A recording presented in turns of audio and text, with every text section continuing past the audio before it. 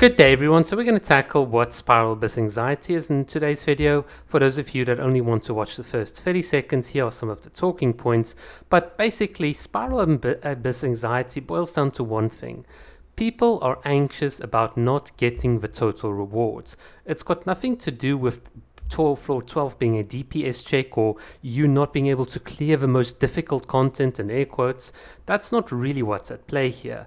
If there were instead a system in Genshin Impact where you had 5 different endgame modes and a total primo gem cap on the amount that you can get, then this would instantly solve all of the anxiety. Because just imagine this, if there are 5 modes, you can just play all of the modes at arguably the easiest levels, get your 600 primo gems and move on. For those of us that are hardcore players, we're going to play all 5 of the modes at the max difficulty level. Yes, if I don't like one of the modes, I can just play one of the other modes to its max difficulty and still get my primo gem. So this is the flexibility, the very basic creativeness. I'm sure there are even better solutions, but just thinking very basically about the problem, there is a very obvious solution that can actually make it so much better for a lot of players. And yet what Hoya wants to do is tell us that the reason they're not going to add these game modes is because the game mode that they designed causes anxiety. In which case I just want to ask the question,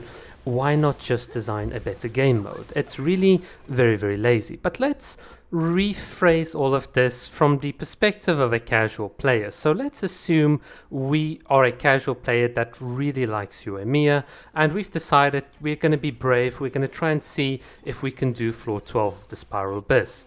Well, immediately, for those of you that play the Abyss very often, you will notice that there's a big problem.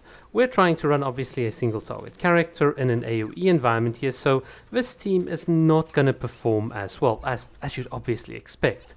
But notice that from a casual player's perspective, they don't really feel good because the clock is ticking down and their Yoimiya, which they really love, and that's the character that they want to play with, that's the character that's always sort of worked in the overworld, suddenly just doesn't feel as good in the current Spiral Abyss. Well, let's dig into why this doesn't feel good. Well, this current Spiral Abyss has been made to give an advantage to the current characters that are on the banner. So that is your Nilo, Nahida,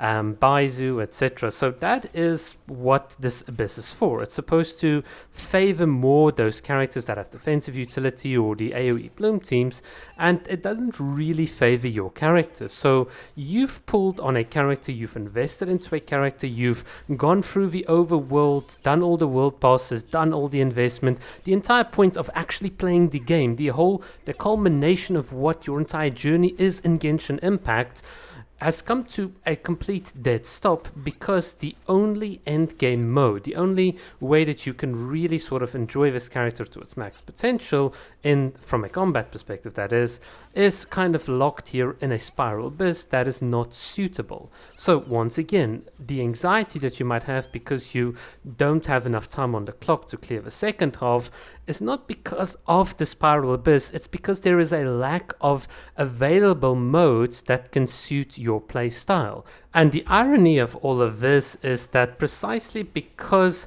of the lack of availability and the push for monetizing the current banners, we have a situation where the Spiral Abyss ironically causes the anxiety that keeps us from having more game modes. It is absolutely absurd, and it's not like you can go into the Serenity part and have a new uniquely auto-generated from ChatGPT interaction that you can sort of see with your Yoimiya, or you can engage with or see how she, let's say, climbs a tree or cooks on a stove. You know, the sort of real casual content that we purport this game to be. We want this game to be a casual game, and yet we don't give you that casual content. It's not like you've got that in any case. The teapot itself is an add-on that's been very badly managed so far, in my opinion. The TCG is just another way of saying, oh, you've pulled on a character, you've invested on a character, you've spent all these times and hours into building, investing your character. Yeah, none of that matters. You know what matters? Just getting the card of your character. It's just a massive slap in the face. But you know what? The real problem is not all of this. It's not this decohesion. It's the spiral abyss that we made that's going to create anxiety, and therefore we're not going to create more content because we can't just, well, design a better game mode.